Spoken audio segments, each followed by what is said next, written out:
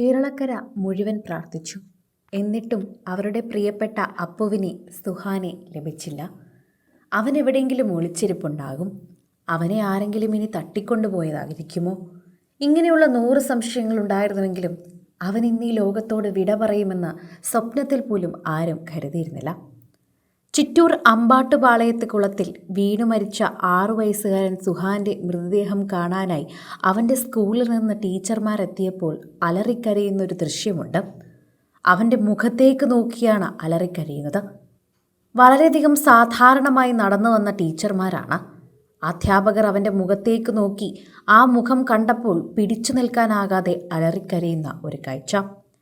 Royal Indian public സ്കൂളിൽ പൊതുദർശനത്തിനായി എത്തിച്ചപ്പോൾ പൊട്ടിക്കരയുന്ന പൂക്കൾ സമർപ്പിക്കുന്ന അധ്യാപകർ ശരിക്കും പറഞ്ഞാൽ ഒരുപാട് വേദന നൽകുന്നുണ്ട്. ആ ചിത്രത്തിൽ കാണുന്ന വലത്തുനിന്ന് രണ്ടാമത് നിൽക്കുന്ന സുഹാന്റെ ക്ലാസ് ടീച്ചർ ഗോപികയുടെ കരച്ചിലാണ് ഒട്ടും സഹിക്കാനാകാത്തത്. ടീച്ചറെ എന്ന് വിളിച്ച് ഓടി വരുന്ന അവൻ്റെ മുഖമാണ് ഗോപികയുടെ മനസ്സിൽ. പിടിച്ചു നിന്നെങ്കിലും അവൻ്റെ മുഖം കണ്ടതും വിങ്ങി പൊട്ടുകയായിരുന്നു ഗോപിക ആദ്യം ചെയ്തത്.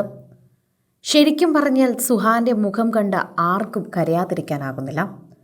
ഇപ്പോഴത്തെ അവൻ്റെ മുഖം കാണാനും ആർക്കും സാധിക്കുന്നില്ല. അവൻ്റെ ചിരിച്ചൊരു മുഖം ചിത്രത്തിലൂടെ കേരളക്കരയിൽ പതിഞ്ഞിട്ടുണ്ട്. അവർക്ക് അത് മതി. അവൻ്റെ മുഖം ഇപ്പോൾ എങ്ങനെ ഇരിക്കുന്നുവെന്ന് ഞങ്ങൾക്ക് അറിയണ്ട. ആ ചിരിച്ച മുഖത്തോടു കൂടി ആ കുഞ്ഞ് ഞങ്ങളുടെ മനസ്സിൽ എല്ലാവരുടെ ഇടയിലും ജീവിക്കട്ടെ. അതുമാത്രമാണ് ഞങ്ങൾക്ക് പറയാനുമുള്ളത്. കൂരിരുട്ട് പോലെ വകവയ്ക്കാതെയുള്ള തിരച്ചിലിലും കാത്തിരിപ്പിലും പ്രാർത്ഥനയുടെ ഫലം കണ്ടില്ല. വീട്ടുമുറ്റത്തു നിന്നും കാണാതായ 6 വയസ്സുകാരൻ്റെ മൃതദേഹം കുളത്തിൽ നിന്നും കണ്ടെത്തിയ സംഭവം ഇന്നലെ എല്ലാവരെയും ഞെട്ടിച്ചു. ശനിയാഴ്ച മുതൽ തന്നെ എല്ലാവരും തിരച്ചിൽ ആരംഭിച്ചതായിരുന്നു.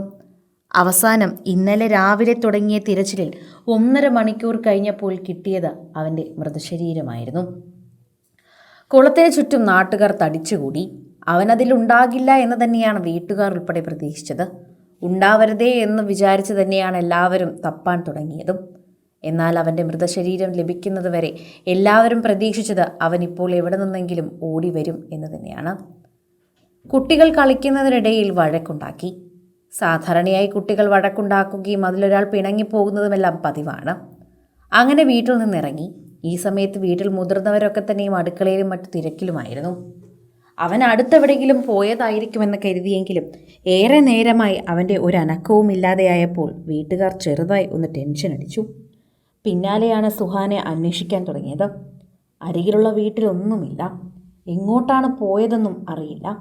ഇത്രയും ദൂരം അവന് പോകാനുമാകില്ല. എല്ലാവരുടെ വീട്ടിലും അന്വേഷിച്ചു. എന്നാൽ സുഹാനെ എവിടെയും കണ്ടെത്താനായില്ല. എവിടെയെങ്കിലും ഒളിച്ചിരിക്കുകയാണെന്ന് കരുതിയായിരുന്നു വീട്ടുകാരുടെ എല്ലാവരുടെയും ദേഷ്യം. അവൻ്റെ കുടുംബക്കാർക്ക്, പ്രത്യേകിച്ച് അവൻ്റെ അച്ഛനും അമ്മയ്ക്കും പ്രത്യേക ടെൻഷനായിരുന്നു. കാരണം അവൻ എവിടെയെങ്കിലും ഒളിച്ചിരുന്നാൽ ഇത്തരത്തിൽ കളിപ്പിക്കാറുണ്ട്. ഇനി അവൻ കളിപ്പിക്കട്ടെ, ഇനി വരട്ടെ, ഞാൻ ദേഷ്യപ്പെടും, ഞാൻ കമ്പെടുക്കും, ഇങ്ങനെയൊക്കെയാണ് അവൻ്റെ ഉമ്മ പറഞ്ഞിരുന്നത്. ഒരു നിമിഷം പോലും മകൻ കുളത്തിലുണ്ടാകുമെന്ന് ആ അമ്മയും അച്ഛനും കരുതിയില്ല.